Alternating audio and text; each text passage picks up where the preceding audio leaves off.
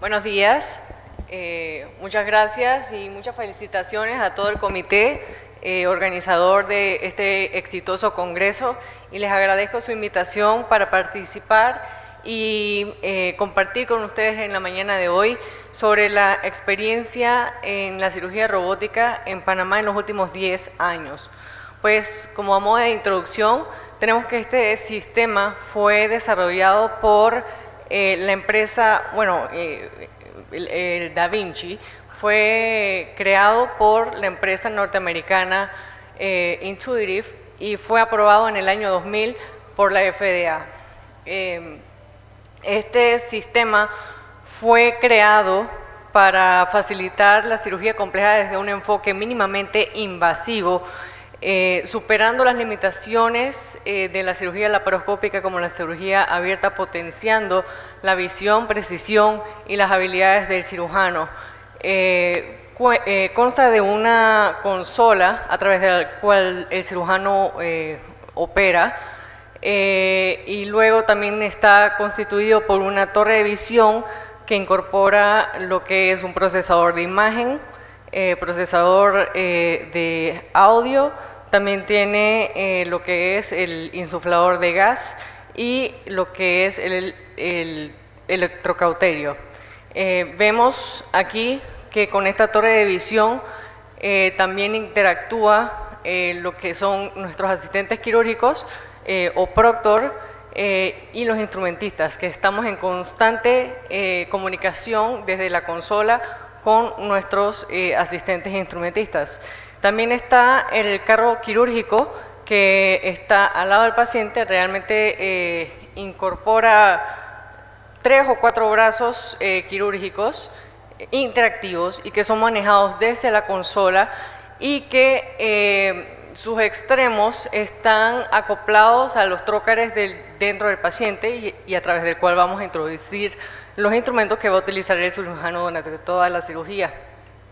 La cirugía robótica realmente es nada más un recurso más para el cirujano, así como la laparoscópica, ya que nos facilita las cirugías que pueden ser incluso complejas, tales como la que presentó el doctor Parada y la doctora López.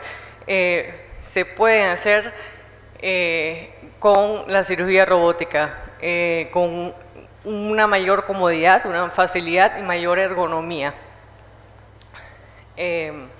Las ventajas de la cirugía robótica incluyen una curva de aprendizaje menor, así lo demuestran unos cuantos estudios. Uno de los que me llamó la atención es en 29 centros internacionales, en los cuales se realizaron 220 casos robóticos y 769 casos laparoscópicos para hepatectomía derecha. No solo vemos que la conversión de estos casos fue la mitad de lo que se realizarían durante la cirugía laparoscópica, sino que la curva de aprendizaje se demostró que tenía 20 casos, para la cirugía robótica es de 20 casos contra 50 casos para una hepatectomía derecha laparoscópica.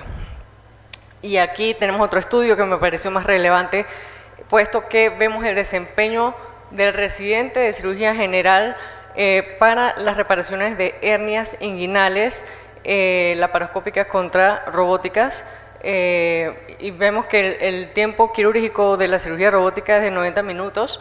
La participación sí me llama mucho la atención, pues es una participación activa del cirujano residente del 66% contra una laparoscópica que solo es el 37%, y los casos realizados o concluidos en su totalidad por el residente para la cirugía robótica es de 5.86 contra 1.67. Eso se puede explicar por la diapositiva anterior. Si no lo recuerdan, tenemos una torre de visión a través del cual interactúa directamente el proctor, y el proctor incluso puede dar señalaciones directas al residente que se encuentra en la consola para darle las instrucciones, que por la laparoscópica es un poco más complejo, ¿no? Tenemos también las ventajas de que nos da mayor destreza y precisión y elimina por completo lo que es el tremor y los movimientos contraintuitivos de la cirugía laparoscópica convencional. Como vemos, aquí, además de que los instrumentos tienen un sistema EndoWrist que permiten una angulación de infinitos movimientos que superan incluso la capacidad humana, nos facilitan mucho hacer cirugías bastante precisas, ergonómicas. Ven que como se eliminan los movimientos constitutivos de la laparoscópica, el cirujano está cómodamente desde una consola haciendo todos esos movimientos y los emula perfectamente dentro del paciente. Esto aunado a un centro de rotación remota se traduce en un menor trauma de la pared abdominal, por ende el paciente tiene menor dolor postquirúrgico. Además tenemos una visión tridimensional que nos genera una profundidad durante toda la cirugía desde la consola y vemos un aumento de la visión 10 veces. Esto nos da seguridad durante las disecciones de estructuras vitales. ¿Qué desventajas tenemos? Pues como estamos desde la consola no tenemos la retroalimentación de la fuerza ténsil que estamos realizando, ya sean suturas o tejidos, por ende es posible más que nada al principio no tener esta conciencia y poder romper más que nada las suturas. Gracias a Dios no hemos visto accidentes con vasos ni estructuras, ¿no? Pero sí es posible, porque no hay áptica, por lo menos hasta el XI no había. El sistema o la generación 5 promete que sí va a tener una retroalimentación áptica. Lo otro es el mayor costo, y esto es lo que más nos tiene básicamente frenados en muchos aspectos con toda la vasta mayoría de cirugías complejas que podemos realizar, porque pues no todos pueden pagar, las aseguradoras tampoco muchas veces nos aprueban este tipo de cirugías, empezando porque una cirugía de hernias inguinales cuesta $2.500 por los gastos hospitalarios aproximadamente, la laparoscópica, pero la robótica se multiplica 2 veces, 3 veces solo por el uso del robot.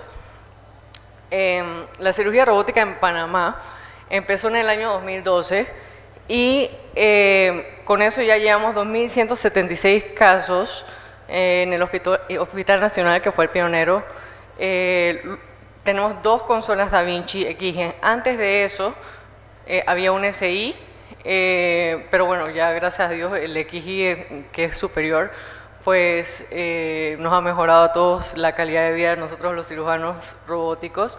Luego tenemos 2 consolas a nivel institucional, que es el Hugo de Medtronic, y esto es bastante reciente, por ende no tenemos mucha casuística con respecto a esto.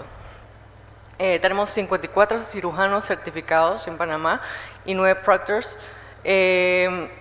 Las especialidades que predominan, bueno, la cirugía general es la que predomina con 1.021 casos o 47% de los casos de cirugías robóticas. El SI urología con sus prostatectomías radicales básicamente, 820 casos, ginecología 323 casos y la cirugía torácica 12 casos.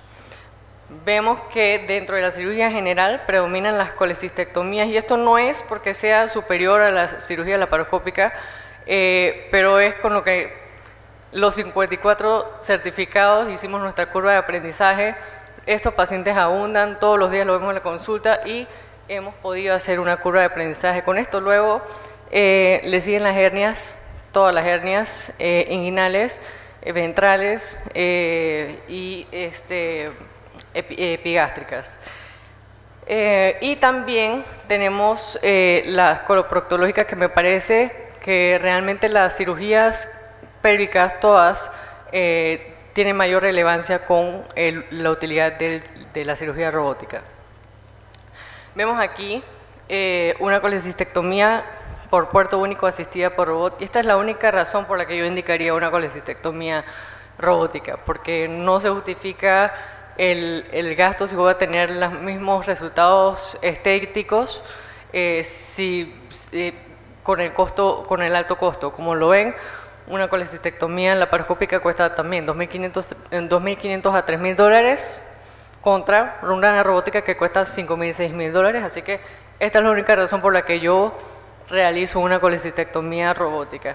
Y como ven, no tenemos aquí lo que es la angulación del endowrist, y eso tiene una explicación. Los instrumentos para el puerto único son flexibles, todo el vástago, pero como son por puerto único, tienen que ser rígidos en la punta. Están introducidos dentro de los trócares que son curvos, que están dentro de el puerto umbilical. Y aquí, bueno, básicamente, esto es una colecistectomía por puerto único. Luego vemos que hemos hecho hernias hiatales asistidas por robot, y esto también me parece que es relevante dentro de la cirugía robótica. Vemos que previo a la disección de la pars flácida vamos en forma ascendente, llegamos hacia el pilar derecho, vamos, casi toda la disección la hacemos Roma con el vessel sealer. Vemos que el mismo vessel sealer también se angula, y esto nos permite hacer disecciones finas aquí en la parte posterior, que tenemos que tener cuidado con lo que es el nervio vago posterior, en la parte anterior también. Aquí vemos que disecamos del lado izquierdo hasta llegar hacia lo que es el pilar izquierdo. Ya para adelantar un poco, vemos que en la parte anterior ya identificamos el vago anterior, lo disecamos perfectamente sin lesionarlo, y ya cuando ya llegamos a 2 centímetros anterior, lateral, izquierdo, derecho, pues pasamos a la disección posterior. Casi toda la disección la hicimos con el vessel sealer, que es menos traumática. Aquí vamos aquí lo que les quería enseñar es que realizamos la disección, vamos a referir el esófago, y aquí aparece el cuarto brazo, que no les había podido enseñar en la cirugía previa, porque realmente nada más usamos 3 brazos la mayoría de las veces. El cuarto brazo lo ponemos para hacer la referencia del esófago, y lo movemos cada cierto tiempo, lo dejamos detenido, y después seguimos con el tercer brazo. Y aquí hacemos la sutura, y esto también es parte de la belleza del robot, de que es súper maniobrable. Con las angulaciones se puede hacer las suturas perfectamente, con los cuidados de no pexiar la aorta torácica, y esto lo hacemos con un V-Lock. Bueno, básicamente esto es lo que quería enseñarles de acá. Vemos aquí también una colectomía derecha. Vemos las disecciones finas que hacemos con la tijera, y luego transectamos con el vessel sealer, disecamos también casi toda la disección es Roma, y luego transectamos lo que es ilion terminal y transverso. Aquí hacemos la anastomosis, es intracorpórea, hacemos las suturas todas intracorpóreas. Es tan fácil de realizar porque puesto que esto emula una cirugía más que nada abierta, pero con la facilidad de una cirugía mínimamente invasiva. Y si es tan fácil de hacer, ¿por qué no hacer 2 capas? Bueno, conclusiones de esta primera parte.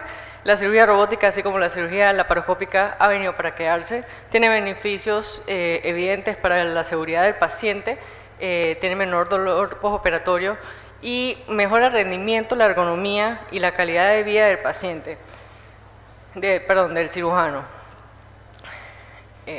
Bueno, y para seguir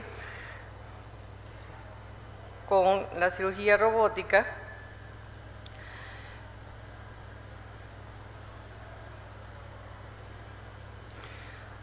voy a hablarles sobre la parte que me gusta a mí, que es la cirugía robótica como tratamiento quirúrgico de elección para las hernias inguinales. Ya se ha demostrado que la cirugía mínimamente invasiva tiene sus ventajas sobre la cirugía abierta en cuanto a la estética, la recuperación del paciente y pues la menor recidiva y complicaciones. Ahora, teniendo la cirugía robótica que ofrece una mayor ergonomía, una cámara 3D y articulación de los instrumentos, que supera las limitaciones de la cirugía laparoscópica convencional, pues ha aumentado la casuística a nivel mundial a 125% y 625% en Estados Unidos. Como ya lo había dicho anteriormente, tiene menor curva de aprendizaje, genera, gracias a los instrumentos y sus angulaciones, movimientos sutiles y con mayor angulación, disminuye el tremor y por ende tiene mayor ergonomía y por ende tiene mejores resultados. Este primer estudio, este primer metaanálisis considera 20 estudios entre 2000 y 2020, en los cuales se realizaron 4.000 cirugías abiertas, 1.500 cirugías laparoscópicas y 2.500 robóticas. Inicialmente se estudia por separado todo lo que es la cirugía robótica, en la cual se observa que el tiempo aproximado quirúrgico es de 90 minutos con una conversión de 0.63%, las complicaciones fueron del 10% y eran mínimas, seromas en su mayoría, y recurrencias de 1.2%. Esto no hay gran diferencia con la cirugía laparoscópica y esto se comparó, realmente son bastante similares los resultados contra la cirugía laparoscópica. Sin embargo, sí hubo menor dolor postquirúrgico a largo plazo para los pacientes operados con cirugía robótica. También se comparó entre la cirugía abierta y la robótica. Obviamente no hay comparación del tiempo quirúrgico, la cirugía abierta nos dura 20-30 minutos en realizar contra una cirugía robótica que puede durar una hora, un poco menos de una hora, pero sí las complicaciones podían incluir desde hematomas, infecciones de heridas y también readmisiones en 3.7% en los casos de cirugía abierta contra la robótica, que era 1.8%.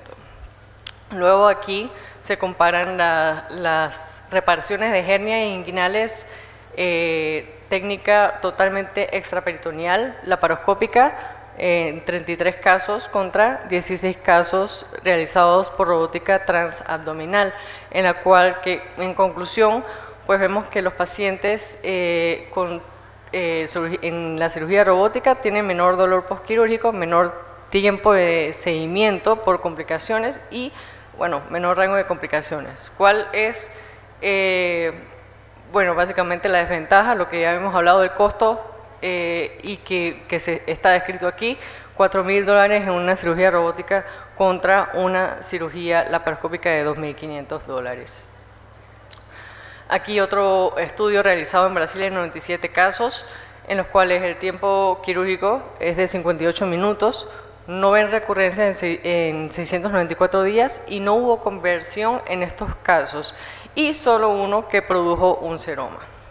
Técnica quirúrgica no difiere mucho realmente de lo que es una cirugía laparoscópica, desde la colocación de los puertos. La colocación del puerto umbilical es técnica abierta, tiene que ser pequeño el defecto, no puede ser mayor de lo que supere el trocar de 8 milímetros, porque después va a haber fuga de neumoperitoneo. Luego colocamos los otros dos trócares, y esto sí es una regla general de colocar a 8 centímetros de cada lado del trócar umbilical.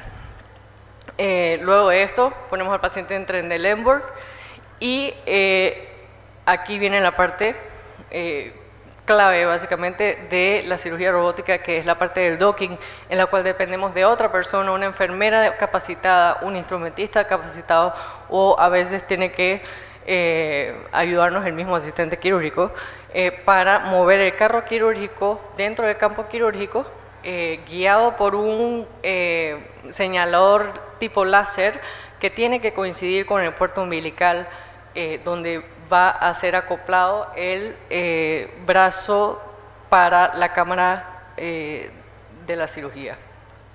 Una vez introducido la cámara, se señala el sitio quirúrgico donde vamos a trabajar y con otro botón que básicamente hace otro señalamiento tipo láser, ya los brazos, el mismo sistema se acomoda para que tengamos la facilidad de luego acoplar los brazos de manera lo más ergonómica posible dentro de los trócares. Bueno, aquí vemos la última parte del docking de todo lo que les describí. Esto sí fue una colecistectomía, pero básicamente ya está acomodado los brazos a como lo puso el robot, y nosotros nada más lo tuvimos que acoplar a los trócares. Aquí, bueno, no difiere ya más nada. Aquí tenemos una hernia directa en la cual lo que sí es relevante de este video y de los próximos es que quiero que vean la angulación de los instrumentos que nos permiten hacer disecciones delicadas, manteniéndonos en el plano avascular sin penetrar o sin perforar el peritoneo. Vemos aquí, bueno, ya la disección, aquí ponemos la malla, aquí usé una 3D Max de BART, y bueno, esta es la parte que sí quería enseñarles, porque una vez más vemos por qué es superior el robot durante una cirugía de hernias inguinales, porque podemos hacer esto, podemos hacer una sutura intracorpórea hacia el Cooper, y ven cómo la angulación de los instrumentos nos ayudan para llegar sin mayor incomodidad ni para el asistente quirúrgico ni para mi persona para hacer este tipo de suturas. Esto nos ahorra también, en realidad debería ser más barato porque nos ahorra hasta los fijadores de malla que usamos, que puede costar hasta $600, que eso es...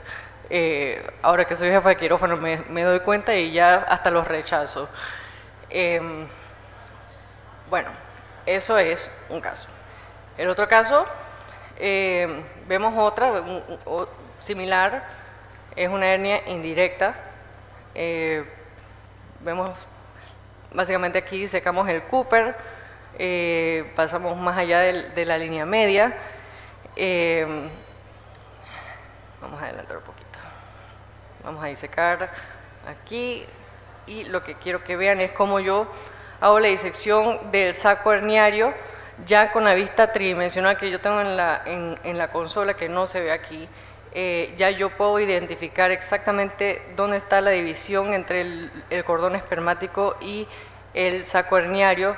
Me aproximo a la arteria epigástrica sin lesionarla con tijera, que realmente con la cirugía laparoscópica no me atrevo a hacer este tipo de maniobras. Bueno, aquí más que nada, aquí quería que vieran esta parte, porque no sé ustedes, pero yo realmente con la cirugía laparoscópica tengo la dificultad de poder disecar hacia el área femoral, básicamente porque no hay ergonomía.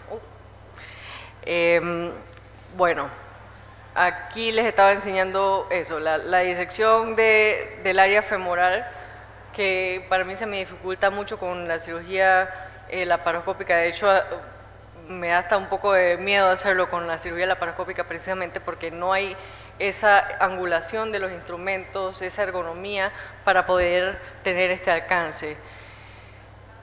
Lo otro que les quería enseñar en este video es que en esta usé ProGrip, que también es una limitación para mí en la cirugía laparoscópica, tan solo maniobrarla y ponerla en su lugar, porque pues súper incómodo, pues es muy inconveniente durante la cirugía laparoscópica. Aquí vemos que la desdobló perfectamente y se coloca sin mayor complicación. Y de hecho esta es la que yo prefiero usar en la mayoría de los casos, porque realmente, primero que es más fácil, segundo, más fácil durante la cirugía robótica desdoblarla, y segundo porque se fija sin tener que realizar suturas ni usar dispositivos. Aquí vemos cómo suturamos también el peritoneo sin mayor dificultad, precisamente por la ayuda de los instrumentos que realmente, como les digo, parece más una cirugía abierta que una cirugía laparoscópica en muchos aspectos por los movimientos que realizamos en la cirugía robótica. Bueno, un poco de mi experiencia personal. He hecho 26 casos de hernias inguinales bilaterales, adicional 2 cirugías robóticas, todas son transabdominales, bilaterales con varicocelectomía bilateral. Además de todo, hemos hecho 2 cirugías recurrentes, por hernias recurrentes, una que fue uno de los retos, fue una recurrente con antecedente de una prostatectomía. El tiempo quirúrgico promedio es el 54 o 74%, si ven es bastante parecido a los estudios, así que bueno, vamos bien, vamos bien. Las complicaciones, tuve un seroma mínimo, resolvió a los 2 meses y fue bastante pequeño, y luego uno que tuvo un hematoma, fue una de las hernias recurrentes. Hablando de hernias recurrentes, pues aquí vemos la disección del plano, del flap lateral. Este señor fue operado hace 4 años de una hernia inguinal directa, técnica abierta, así que bueno, desconozco el tipo de malla que se realizó, se colocó, pero vemos ahí que tiene una sutura probablemente del mismo saco, vemos que está todo fibroso, vamos disecando en la parte más medial. La angulación de los instrumentos, como vemos de nuevo, nos ayudó bastante para poder lograr disecar hacia la parte más medial y pasar más allá de la línea media el Cooper, para luego colocar la malla, que esta vez puse una Trimax, que también pues es una de mis favoritas también por lo fácil que es colocarla, sobre todo en este tipo de cirugías, que obviamente nos iba a estorbar el lipoma, para maniobrar con un ProGrip en esa área. Y aquí de nuevo vemos que la sutura es súper fácil en estas áreas. Aquí, como es una hernia directa y recurrente, preferí ponerle una goma para poder fijar la malla y que no migre dentro del defecto. Bueno, aquí vemos un estudio de las cirugías por hernia inguinal recurrente. Se habían realizado 48 hernias inguinales recurrentes en este periodo, desde el 2014 al 2021. 23 de ellos fueron robóticos y el hallazgo más relevante fue que estos pacientes tuvieron una mejor evolución a corto y largo plazo, en los cuales no se reportan inguinodinias crónicas en la cirugía robótica. Aquí vemos el caso que les había comentado sobre una hernia recurrente después de una prostatectomía radical. Estos pacientes realmente son un reto, una cirugía laparoscópica, que por alguna razón, para mi suerte, siempre me tocan a mí. Pero bueno, la cirugía laparoscópica sí, para mí sí fue un dolor de cabeza. De hecho, disecar todos estos planos que estaban bastante fibrosos, es una gran diferencia aquí, como ven, casi que no sangró. Pude hacer una mejor disección de todo lo que es el hueso púbico y siempre respetando el área quirúrgica previa, porque podríamos perforar la vejiga en ese momento.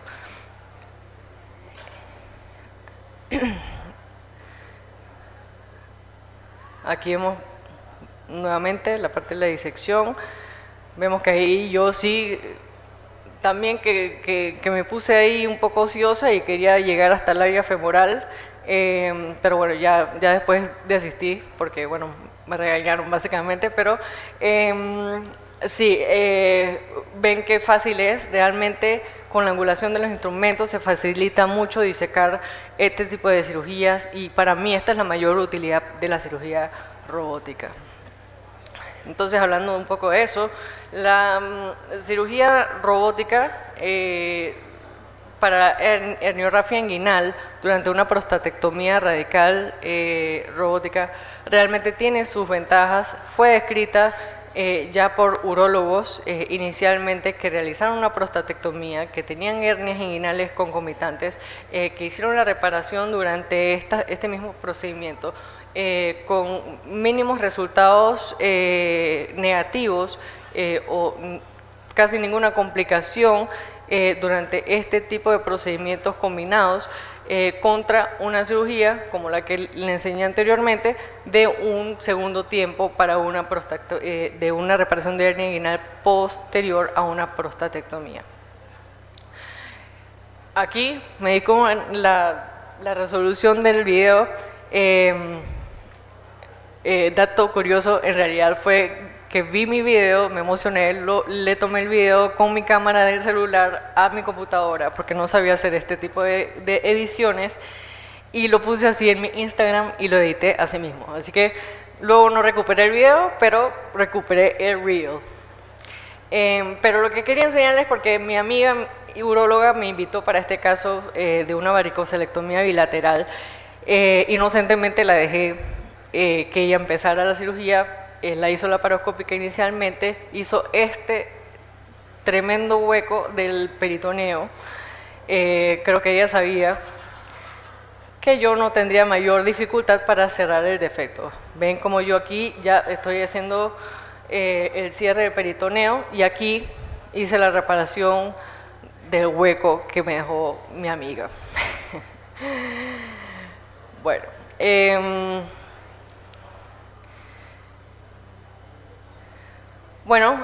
conclusiones. La cirugía robótica es una técnica segura para la reparación de hernias inguinales. Requiere una menor curva de aprendizaje que la cirugía laparoscópica.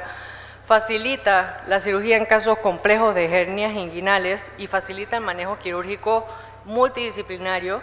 Las complicaciones son similares a la cirugía laparoscópica, por ende, ¿por qué no intentarlo? Y esto aunado a que nosotros tendremos una mejor calidad de vida, mayor eficiencia, podremos hacer un programa prolongado de hernias inguinales sin que sufran nuestras cervicales y nuestros hombros. Hay menor dolor postoperatorio y rápido retorno a las actividades. ¿Cuáles son las recomendaciones generales que puedo darles? Pues elegir principalmente los pacientes bien. Al principio uno va a tener una curva de aprendizaje, uno no puede empezar con los casos complejos. Hay que respetar esa curva de aprendizaje. Una vez que ya uno tenga una curva de aprendizaje con una técnica reproducible, que uno se sienta cómodo y que uno pueda tener un tipo de retroalimentación en la que uno se pregunte, bueno, ¿cómo pude poner mejor los trócares? O qué malla debí usar, o qué instrumentos usar. Podemos entonces atrevernos a hacer los casos más complejos. Muchas gracias.